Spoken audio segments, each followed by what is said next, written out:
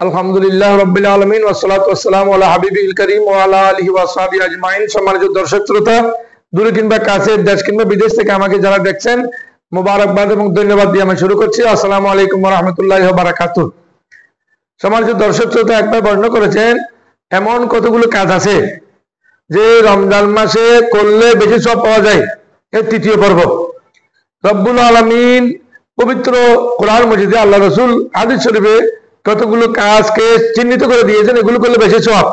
যেমন 21 নম্বর, অপরকে খাদ্যদান করা বা খাওয়ানো। হাদিস শরীফে এসেছে তুকরিউস সালাম ও তুতিমুত তুআম। সবচেয়ে ভালো কথা হলো মুফত টাকা পয়সা খরচ ছাড়া সালাম দেব মানুষকে। মুসলমান দেখলে সালাম দেব এবং টাকা পয়সা খরচ করে কাউকে সম্ভব হলে খাবার দেওয়া, খাদ্য খাওয়ানো।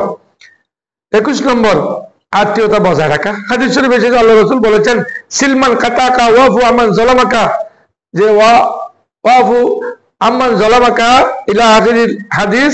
রাসূল করিম ইরশাদ করেছেন, যে ব্যক্তি তোমার সাথে অত্যাচার করেছে তুমি তাকে মাফ করে দাও, তুমি তাকে ক্ষমা করে দাও এবং আত্মীয়তা বজায় রাখো। সিলমান কাতাকা, যে আত্মীয়তা বজায় রাখতে চাই না, আত্মীয়তা রক্ষা করতে চাই না, তুমি আত্মীয়তা রক্ষা করো, তোমার জন্য উপকার হবে। এরপর হাদিস এরপরে এসেছে 22 নম্বর, কোরআন মজিদ মুখস্থ করা। এটা খুব ভালো জিনিস।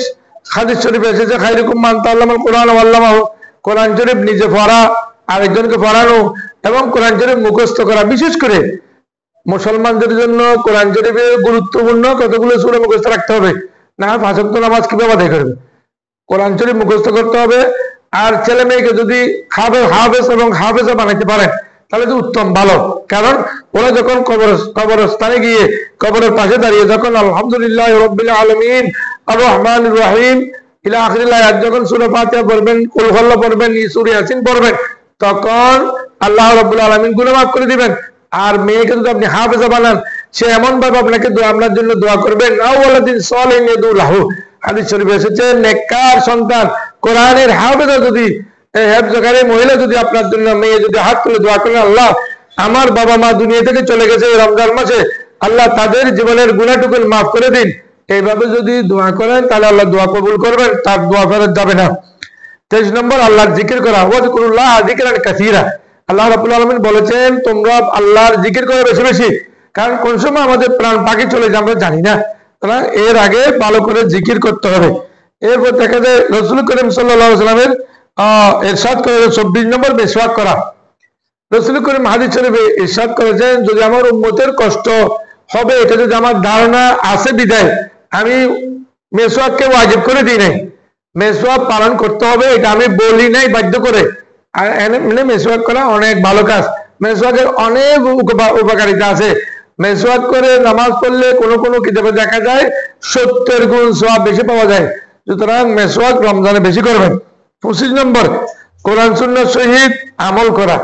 এখন রব্বুল আলামিন ইরশাদ করেছেন কোরআন মাজিদে, যে ব্যক্তি ঈমান এনেছে আমানা ও আমিলা সালিহান এবং এই ভালো কাজ করবে, ফালানুহিয়ান্নাহু হায়াতান তাইয়্যিবা, আল্লাহ বলছেন আমি তাকে আল্লাহ এই সুন্দর উত্তম হায়াত দান করবেন।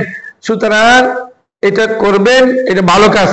আল্লাহ রাব্বুল আলামিন আমাদেরকে এই ভালো কাজগুলো করার জন্য সদা সর্বদা আল্লাহ আমাদেরকে তৌফিক দান করুন। এবং সাথে কোরআন মাজিদে এটাও আছে, ইন্নাল্লাযীনা আমানু ওয়া আমিলুস সালিহাতি লাহুম জান্নাতুন তাজরি মিন তাহতিহাল আনহার।